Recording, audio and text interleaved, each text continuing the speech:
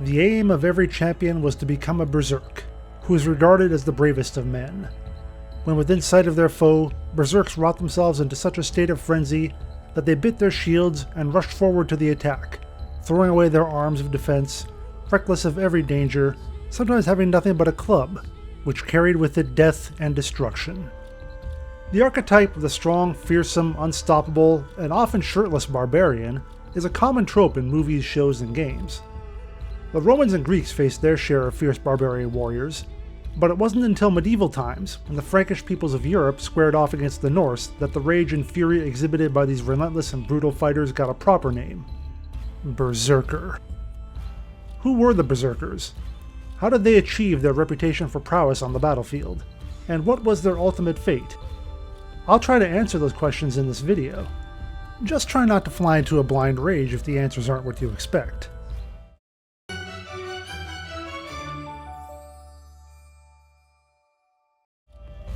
Let's start by looking at the origins of the word Berserk. It comes from Norse words meaning bear and shirt. Shirt is easy enough, but which bear are we talking about? B-A-R-E or B-E-A-R? The concept of the bare-chested barbarian is well established in myth and movies, and has at least a little basis in reality. Roman chroniclers described barbarian enemies who fought naked. It wasn't a universal practice, and was probably done by a few select warriors to show their confidence to their allies and intimidate their enemies. It also didn't work all that well, as the historian Polybius described. For the Gaulish shield does not cover the whole body, so that their nakedness was a disadvantage, and the bigger they were, the better chance they had the missiles of going home. Some of them, in their impotent rage, rushed wildly on the enemy and sacrificed their lives. That last part about the naked warriors being filled with rage might have lent itself to later legends about barbarian fury, but it's also possible that many ancient historians simply considered the barbarian tribes to be rowdy and undisciplined in battle, as compared to the more orderly Romans and Greeks. It's more likely, however, that the first syllable of Berserk refers to a bear, B-E-A-R, as Norse warriors were known to wear the pelts of animals, including bears, into battle. In other words, they weren't bare-shirted, but instead wore bare shirts. Wearing animal skins into combat was a common practice for ancient warriors, who sought both to channel the spirits of the wild and intimidate their foes. In some cases, they believed that they could literally shapeshift into the animals they were emulating, which may have served as a precursor to later myths about werewolves and other lycanthropes. It was these fur-clad warriors who gained the actual label of Berserker, and inspired fear and terror, not only in their enemies, but sometimes in their own people as well. There were believed to have been three distinct Norse cults that developed around the Berserker culture: the bear, the wolf, and the boar. While there's some distinction to be made between the different cults, I'll consider all of them to fall under the label of Berserker, even if that technically only refers to bear warriors. King Harald Fairhair of Norway stands out as one ruler who made use of Berserkers in his army. These Ulfhednar, or wolf-hide warriors, served as Harald's elite forces. Then the king ordered his berserks, the men called wolfskins, forward. No iron could hurt them, and when they charged, nothing could withstand them. Berserkers are frequently mentioned in the Norse sagas, often described as being almost invulnerable. Odin could make his enemies in battle blind or deaf or terror-struck, and their weapons so blunt that they could no more cut than a willow twig. On the other hand, his men rushed forward without armor, were as mad as dogs or wolves, bit their shields, and were as strong as bears or wild bulls, and killed people at a blow, and neither fire nor iron told upon them. These were called berserks. The part about biting their shields is found throughout the sagas, and there are even chess pieces from that time period depicting berserkers gnawing at the edges of their shields. But the berserkers proved to be too rowdy and uncontrollable even among their fellow Norse, and they were eventually outlawed. It was considered a scandal in the land that pirates and berserks should be able to come into the country and challenge respectable people to the home gang for their money or their women, no weir gold being paid, whichever fell. Many had lost their money and been put to shame in this way. Some indeed has lost their lives. For this reason, Jarl Erik abolished all home gang in Norway, and declared all robbers and berserks who disturbed the peace outlaws. There are also references to savage Norse warriors, possibly berserkers, serving in the elite Varangian Guard of the medieval Byzantine Empire.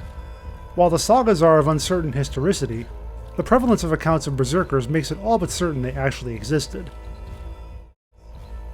So how did Berserkers come to enter their state of battle rage and achieve their fearsome reputations? There are a few different theories. The simplest is that they were just a branch of elite soldiers or shock troops.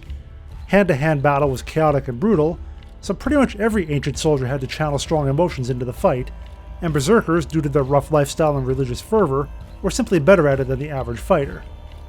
It's also been theorized that men who joined the Berserker cults were chosen for their roles due to pre-existing mental instability, that they were naturally more psychopathic and predisposed to violence than your typical Norse warrior.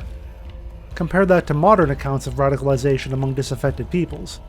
Telling an outcast that they're special and that there are others like them who will accept them is a powerful recruiting tool. Toss in a rousing pre-battle speech like the ones you see in movies, and you'll get anyone to fight hard for you, especially if they already want to tear their enemies apart. Berserkers and Norse warriors like Vikings in general inspired fear in their enemies, some of whom wrote about their conflicts and might have attributed a kind of supernatural fury to their foes. But the most intriguing theory regarding the source of Berserkers' prowess in battle is that they were on drugs. It's possible that the mushroom Amanita muscaria, or fly agaric, was a major component in triggering a Berserker's fury. Consuming it can cause mood changes and hallucinations, the kind of effects that can make you think you're a bear or a wolf and see you charge fearlessly into battle. An even better candidate for this phenomenon is the henbane plant. Henbane seeds were discovered in a Viking grave, and it can also bring about psychoactive episodes. Being under the effects of a powerful drug could also help you shrug off pain, which might explain the Berserker's apparent invulnerability. Henbane also lowers blood pressure, so any wounds you did take would bleed less, making you seem untouched by iron, as mentioned in the sagas. Many stories about Berserkers also refer to them being docile and meek after battle, which could represent coming down from a drug-induced high. Regardless of the source of their powers, Berserkers appear to have been a real part of Norse society and armies, at least until they were outlawed, and their legacy still lives on today. Because it goes against our empathic nature and modern sensibilities, the notion of someone who can become a relentless killing machine is a fascinating fantasy for many, as long as it remains in the realm of fantasy. Plenty of media feature characters who fly into a rage during battle. Just look at these two and tell me they aren't the modern personification of Berserkers. The Lord of the Rings is awash in Norse mythology, and J.R.R. Tolkien likely drew upon the legends of Berserkers for the character of Bjorn. Outside of battle, Berserkers were sometimes thought to exhibit incredible feats of strength, similar to anecdotes we have today of people lifting cars or performing other impossible acts to survive or rescue another. Like those rousing pre-battle speeches I mentioned in the last section, modern athletes often seek to enter a kind of frenzied state before heading into their own battles, and it's not uncommon for them to be described as demons on the field and gentlemen off it.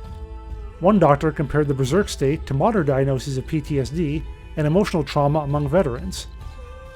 If a soldier survives the Berserk state, it imparts emotional deadness and vulnerability to explosive rage to his psychology, and permanent hyperarousal to his physiology, hallmarks of post-traumatic stress disorder in combat veterans.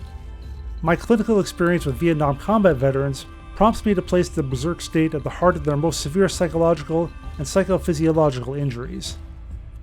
It makes a certain kind of sense, that in order to become a ferocious beast in battle, you have to deaden your humanity to some degree.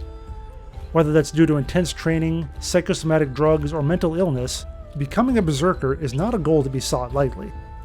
Taken as a whole, it means that Berserkers can be more than just primal warriors who love to smash things. Their training and motivation can be as complex as anyone's, so don't be afraid to inject a little personality into your next barbarian character. Just be careful about what else you inject. Thank you so much for watching this video about Berserkers. Please give it a like or leave a comment letting me know what you thought, and feel free to subscribe if you want to see more videos on the true history of fantasy. Until next time, keep raging and carry on.